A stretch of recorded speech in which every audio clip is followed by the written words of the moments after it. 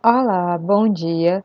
Eu me chamo Viviane Matos, sou professora de português e espanhol do Instituto Federal de Educação, Ciência e Tecnologia do Maranhão, Campus Codó. Na aula de hoje, nós vamos continuar tratando sobre a língua espanhola no Enem e como nós podemos alcançar uma interpretação textual com mais eficácia durante essa avaliação. Bom, durante as aulas anteriores, nós temos tratado sobre assuntos referentes à gramática, referentes a estratégias de leitura e interpretação de texto em espanhol.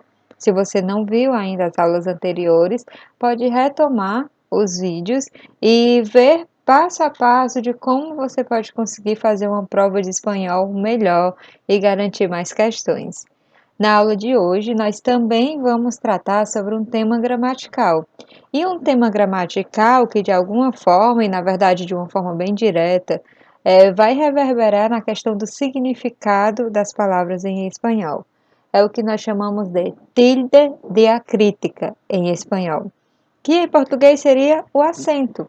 Em português, nós também temos um acento diacrítico. O que é esse acento? É um acento que, além de marcar a tonicidade da sílaba, ele ainda indica uma mudança de significado nas palavras. No caso, palavras idênticas, não é? Que são escritas e pronunciadas da mesma forma. Porém, elas têm significados diferentes. E por isso é importante que a gente as estude, não é? Porque para não confundir os seus significados e de repente comprometer a interpretação textual. Então vamos lá.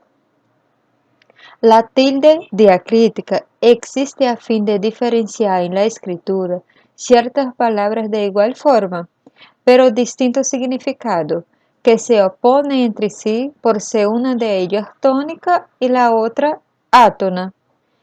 Vejam bem, as palavras que nós vamos estudar na aula de hoje são as palavras monossílabas, em sua maioria. Mas também existe latilde diacrítica em palavras polissílabas, que aí nós podemos ver em outra aula de repente, ou vocês podem estudar de forma independente. O importante é que vocês entendam o conceito do acento diacrítico, não é? Que é um acento que não marca apenas a tonicidade da palavra, mas ele principalmente indica que há uma mudança de significado entre duas palavras que são idênticas. Então, para a gente entender melhor, vamos começar a tratar o primeiro exemplo que eu trouxe aqui, em que nós temos te hace falta um te. Bom, aqui deveria ser uma interrogação, mas fica esse detalhe. Bom, te hace falta um te.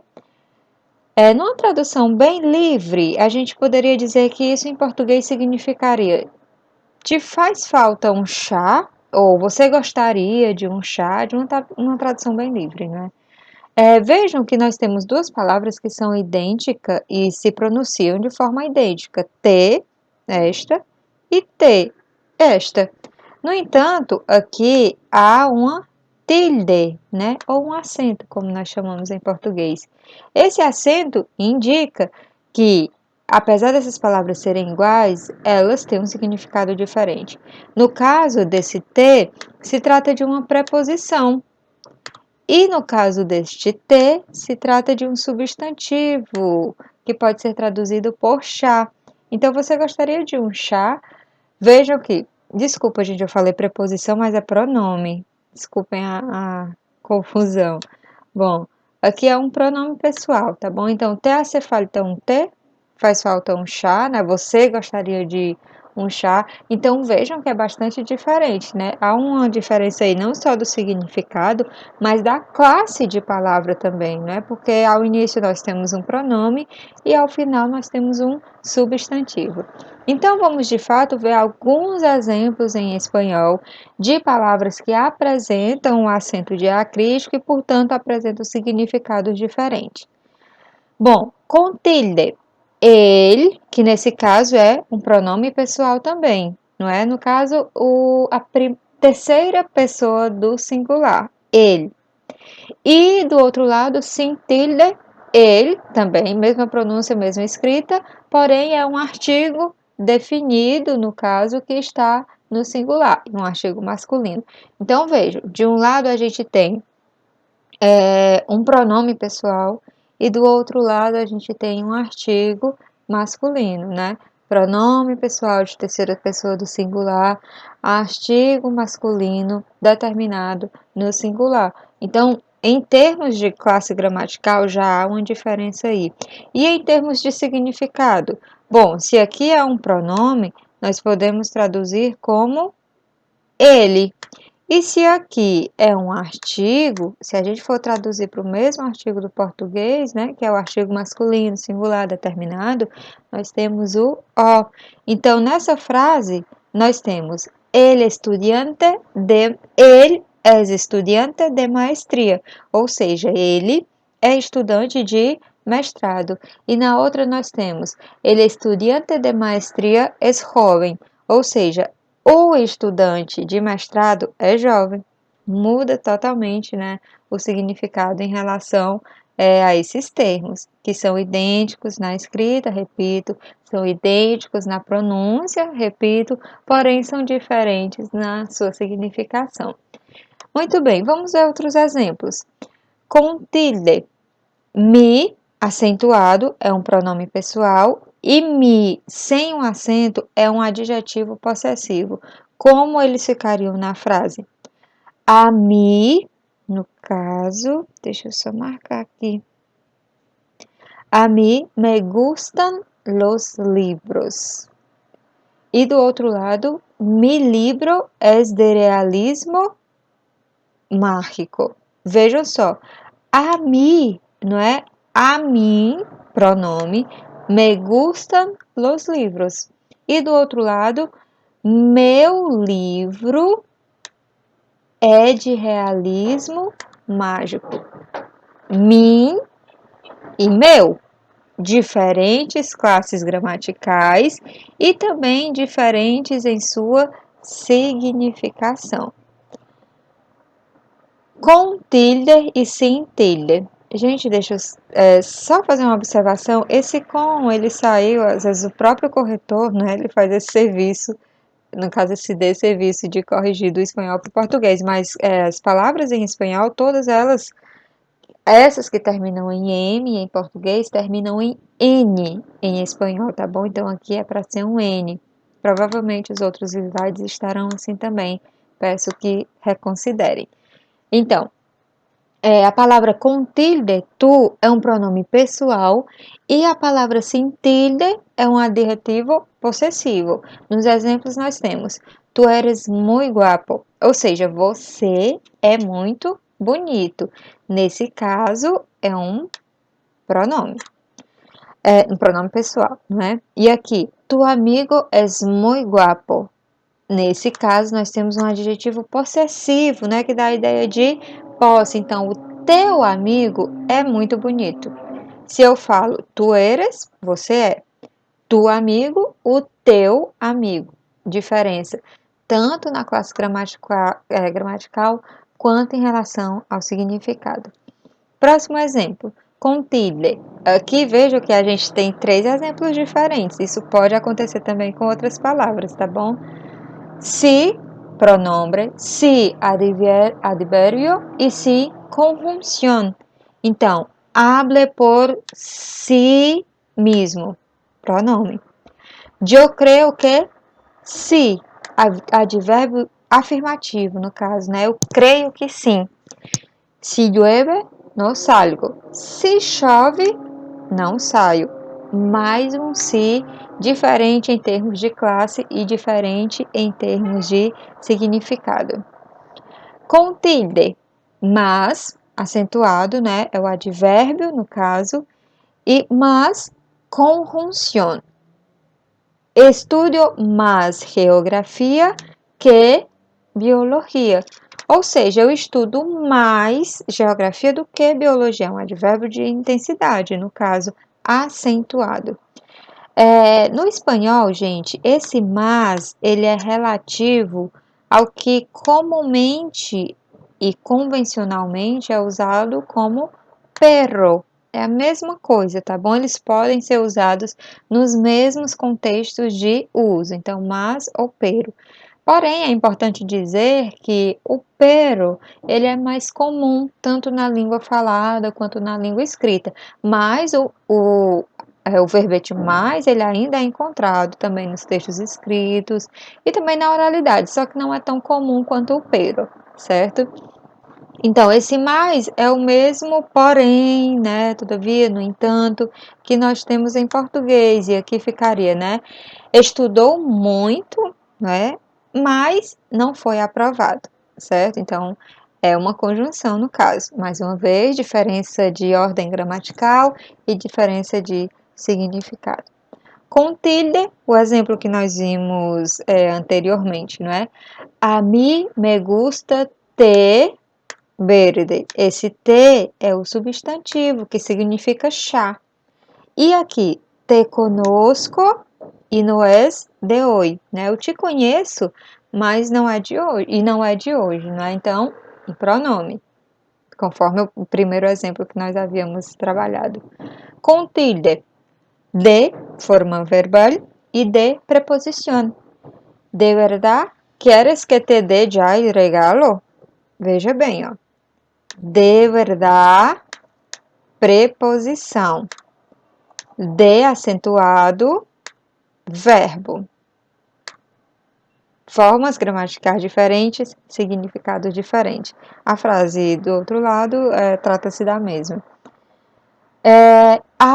Né? Aqui a gente passa para os termos polissílabos e existem muitos outros polissílabos que poderiam ser inseridos aqui. Como eu comentei anteriormente, podemos ver esses termos em outra aula, vocês podem estudar de forma independente, mas ainda nós temos os termos interrogativos, que em alguns casos são monossílabos, em outros são polissílabos, e outros termos também, que inclusive saíram em desuso, mas é importante que se diga, só em termos de comentário para vocês, por exemplo, a palavra solo, hoje nós ainda podemos encontrá-la de forma acentuada. Existem muitas tirinhas, memes e alguns jornais, inclusive mais antigos, ou textos ou livros, que ainda tem a palavra solo acentuada. Ela era acentuada por conta da questão do significado também, não é? Porque existe o solo com acento e o solo sem acentos com significados diferentes. No entanto, na última reforma ortográfica da língua espanhola, esse acento do solo foi retirado, certo? Só por questão de atualização. Mas hoje ainda as pessoas se confundem muito e ainda é muito comum encontrar o solo acentuado. Bom, mas esses outros que eu venho tratando com vocês nessa aula, eles todos permanecem, né? Eles foram mantidos mesmo depois da reforma ortográfica da língua espanhola.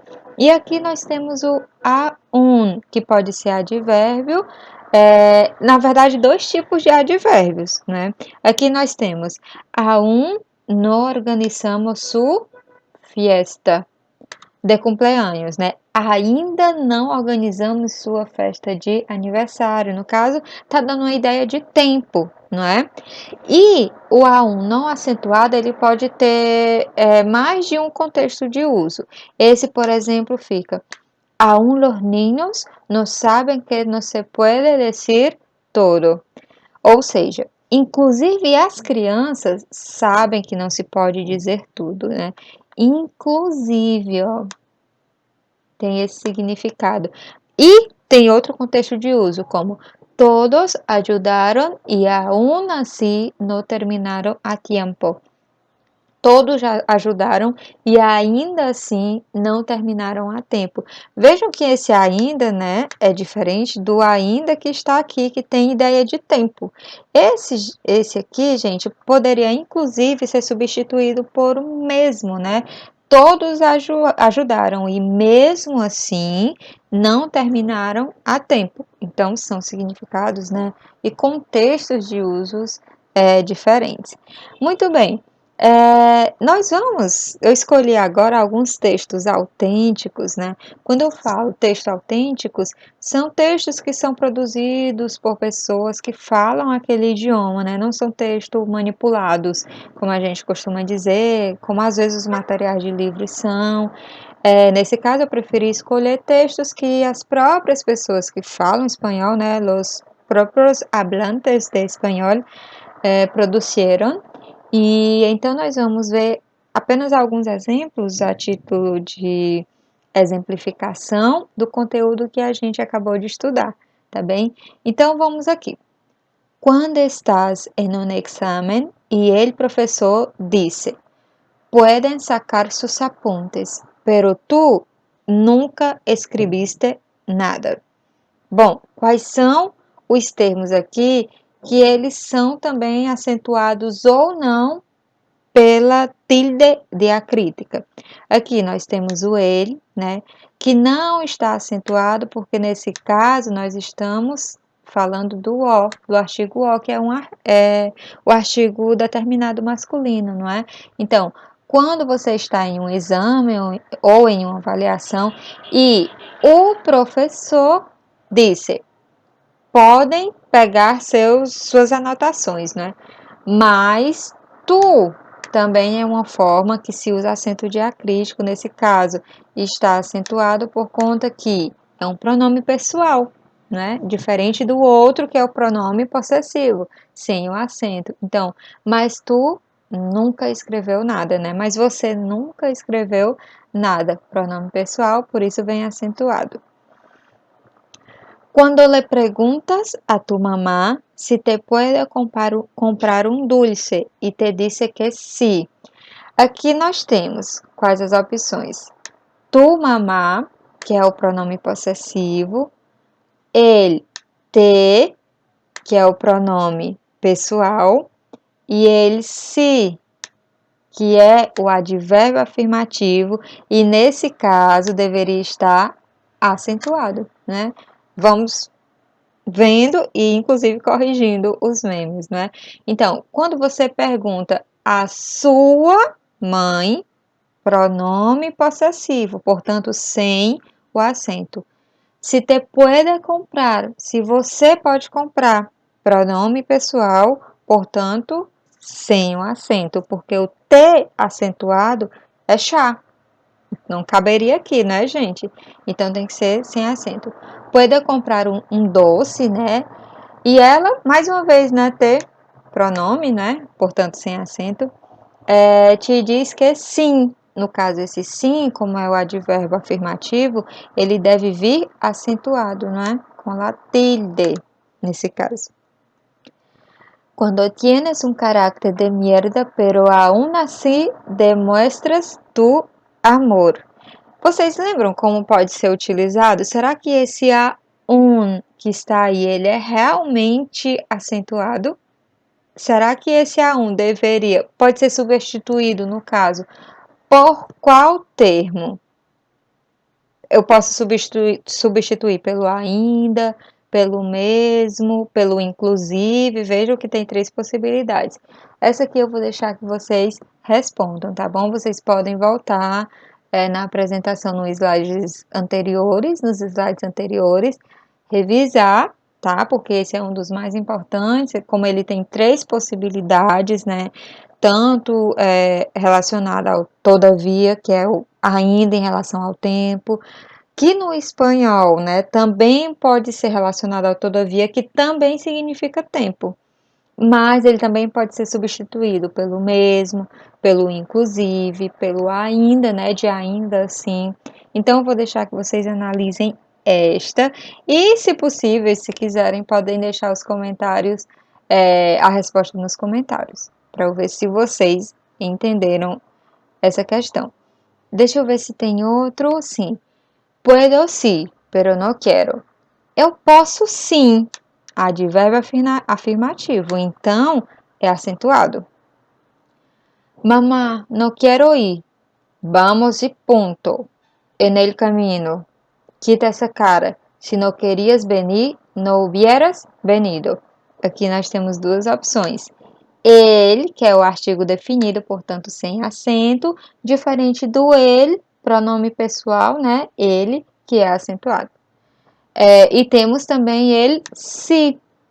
Nesse caso, uma conjunção, que é diferente, não é, do pronome, né, para si mesmo, por exemplo, ou dijo que sí, sim, advérbio afirmativo, e aqui é a conjunção, né? Se você não queria vir, não tivesse vindo, né? Então, aqui no caso é uma conjunção, diferente das duas outras formas, tá bom? No puedo, he cortado mi propia franja y estoy pareciendo un payaso. Aqui, vou deixar mais uma vez para vocês analisarem de forma independente.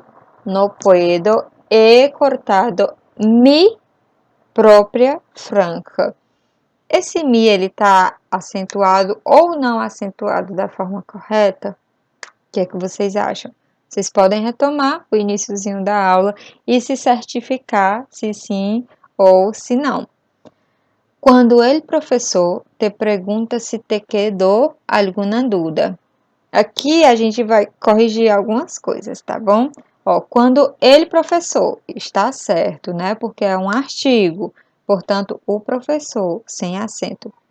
Te pergunta está certo, nesse caso, porque é um pronome, portanto, sem acento, né? Ele te pergunta.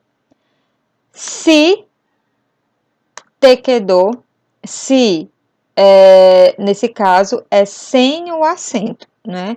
Te quedou também sem o acento, porque é o mesmo caso anterior, nesse caso, que se trata de um pronome, então sem acento.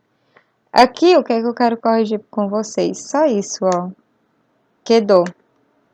Por quê? Porque ele é acentuado, mas não é acento diacrítico, tá bom, gente? Nesse caso, está marcando o pretérito do verbo quedar. E, nesse caso, né, marcando também a sílaba tônica. Deixa eu ver se nós temos mais algum. Não puedo tener dúvidas se, né, no sé de que me estás hablando. Bom, gente, mais um. Lo que tu ves en el microscópio e lo que la bactéria vê. Então, aqui nós temos ele, tu, com acento ou sem acento? Pronome pessoal ou adjetivo possessivo? Analisem. E ele, microscópio. Artigo ou pronome pessoal? Com acento ou sem acento? Vou deixar que vocês analisem. Eres um sol, porque te miro e me dañas la vista. Mais uma vez o T, com acento ou sem acento? Sem acento, porque é um pronome, tá bom? Gente, olha, existem muitas outras possibilidades de acentuação referente à la tilde diacrítica em espanhol, né? Como eu falei, essa aula é mais uma aula introdutória para a gente ver as questões gerais e para despertar um pouco da curiosidade de vocês também em relação a esse tema, tá bom? Caso vocês tenham interesse em entender um pouco mais, vocês podem estudar de forma independente, ou então futuramente, depois de ver outros temas que também são importantes para quem vai fazer a avaliação de espanhol no Enem, a gente pode retomar e fazer a segunda parte deste assunto. No mais, eu agradeço muito a atenção de vocês. Volto a ressaltar que para quem vai fazer a prova de espanhol como língua estrangeira no Enem, é muito importante que se mantenham atualizados, que leiam materiais em espanhol, que podem ser jornais, podem ser revistas, artigos, porque isso pode ajudá-los a ampliar o vocabulário e, inclusive, ajudá-los na hora da leitura e interpretação dos textos. Bom, agradeço a atenção mais uma vez e hasta pronto, hasta luego.